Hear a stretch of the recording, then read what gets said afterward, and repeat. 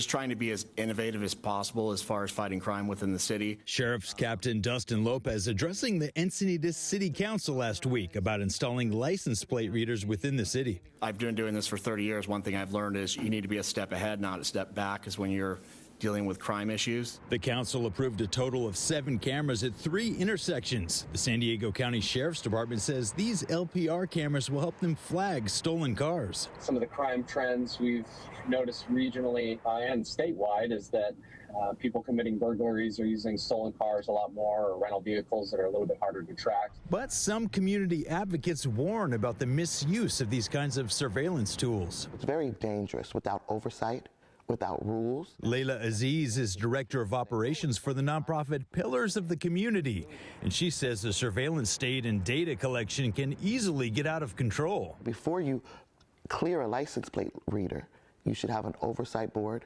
and you should have laws to prevent anything from getting out of control.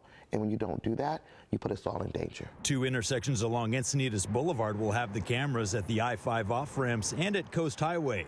The third one will be at Avenida La Costa and Rancho Santa Fe Road.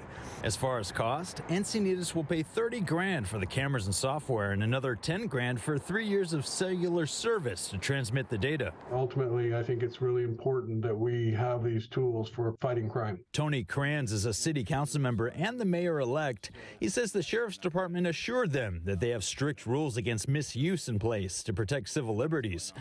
And he says a big factor in their decision was the recent spike of burglaries they've seen in the neighborhood of Olivenheim, where stolen cars are often used while committing those break-ins. It's a little more remote, there are larger lots, and so it had become the target for crime gangs in the LA areas. And so I think everybody on the council was convinced that it's important we do this. 8 police departments across the county already use license plate readers, including their neighbor to the north.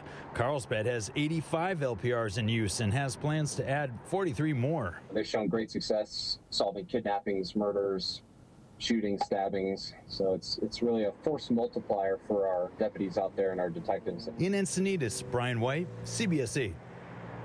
All right, Brian, and we'll continue to follow that story for sure. Coming up.